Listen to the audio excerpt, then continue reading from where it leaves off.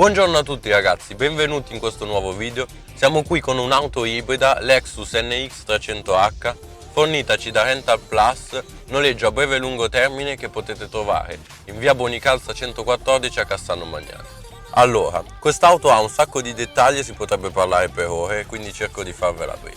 Quando entrate in auto, prima sensazione è di super lusso e super comfort. I sedili sono morbidi e molto avvolgenti e una posizione di guida che sembra di stare su una poltrona, sulla poltrona di casa. Attorno avete pelle ovunque, pelle nera di ottima qualità, e ci sono degli inserti lucidi che hanno un design moderno e danno un tocco di qualità. Parliamo dell'infotainment anche, infotainment che è governato da uno schermo da 10.5 pollici, risoluzione da paura dello schermo.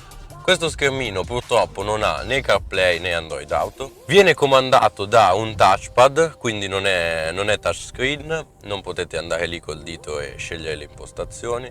Touchpad che non è super intuitivo, secondo me ci impiegherete all'incirca una settimana per iniziare a usarlo con fluidità senza distrarvi alla guida. All'interno dell'auto ci sono un sacco di vani portaoggetti, ci sono due portabottiglie, un piccolo vano per riporre le chiavi perché l'auto è keyless. Questo piccolo vano si apre e trovate uno specchietto che serve a vedere quanto siete belli mentre guidate, non lo fate. Il vano centrale, nel tunnel centrale, è molto ampio e ha la ricarica wireless per il telefono. Sempre parlando di comfort, il volante è molto bello da vedere, in pelle, quindi bello anche da sentire tra le mani.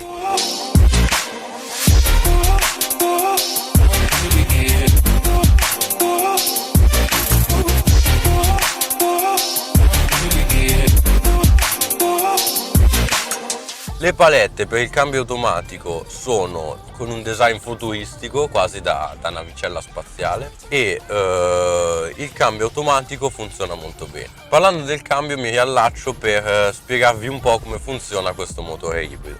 197 cavalli complessivi, vuol dire che abbiamo un motore 2005 benzina che sprigiona 155 cavalli. Il resto è dato da due motori ibridi, due motori elettrici, uno posto sull'asse anteriore e uno posto sull'asse posteriore. Il motore termico non è un motore normale perché al posto di un cambio normale ha tipo un variatore, quindi non sentirete mai il cambio di giri tra una cambiata e l'altra, e questo è un fatto positivo perché la fluidità di guida e di accelerazione sono al massimo su quest'auto.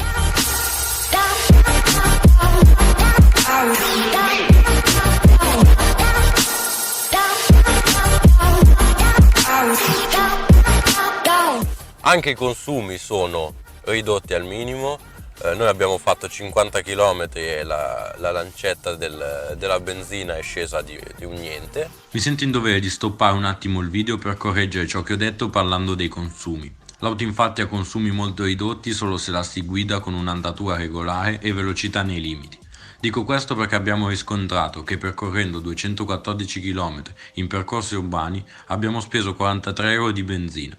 Tenendo conto del costo di 1,50 euro al litro esce una media di 8 km al litro, che è un po' scarsa per un'auto ibrida.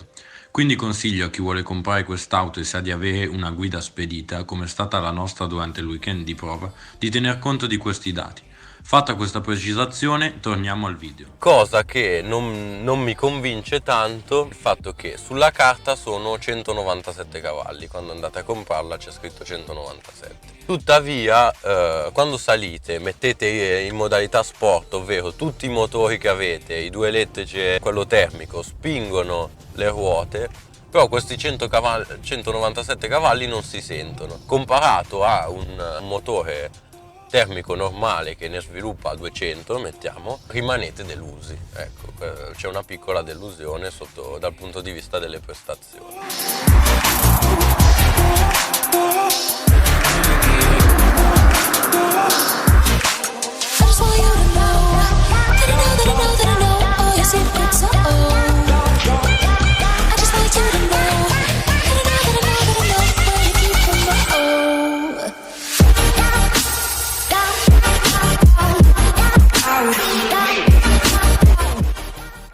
siamo fermati in questo spiazzo per analizzare l'esterno dell'auto. Partiamo dalla parte anteriore. Linee molto squadrate e spigolose, accentuate dalla clessidra classica di Lexus e da questi gruppi ottici molto futuristici divisi in due parti. Troviamo questa striscia di LED che fa da luce di posizione, che conferisce all'auto un'aggressività che non è normale nella sua categoria. Nella parte laterale invece troviamo dei cerchioni da 18 pollici, non sono nulla di eccezionale. L'unico difetto che trovo su queste ruote è che la spalla della gomma è molto alta. Questo fa sì che quando guardiamo l'auto il cerchione sembra molto più piccolo di un 18 pollici. Tuttavia la spalla alta serve per un comfort di guida molto elevato, quindi ci sta come compromesso.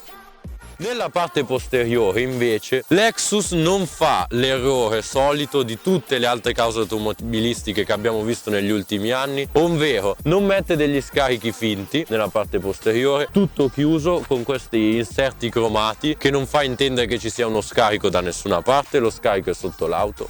Troviamo la scritta 300H, logo Lexus in blu per far capire che l'auto è ibrida. Parliamo brevemente anche della comodità a bordo.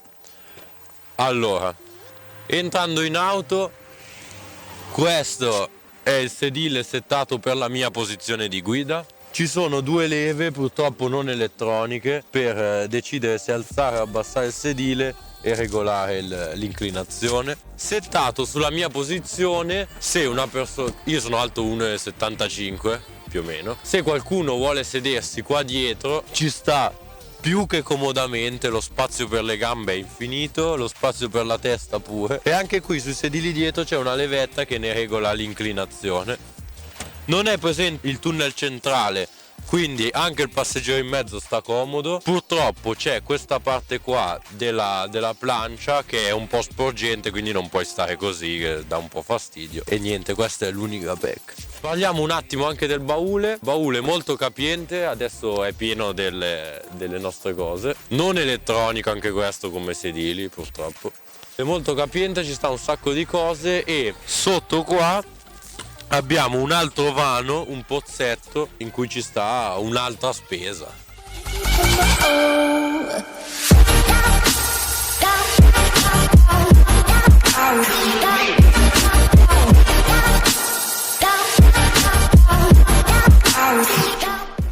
Siamo giunti al termine di questa review, speriamo che vi sia piaciuta. Iscrivetevi al canale, mi raccomando, importantissimo. Iscrivetevi anche alla pagina Instagram Text Production e Test Garage. Vi linkiamo in descrizione il sito Rental Plus, dove trovate un sacco di offerte, anche quest'auto è disponibile. Seguiteli anche su Instagram, Rental Plus Cars. Lasciate un like al video, commentate dicendoci cosa vi piace dell'auto, suggerimenti per prossimi video e tutto quello che volete, insulti. E noi ci vediamo al prossimo video.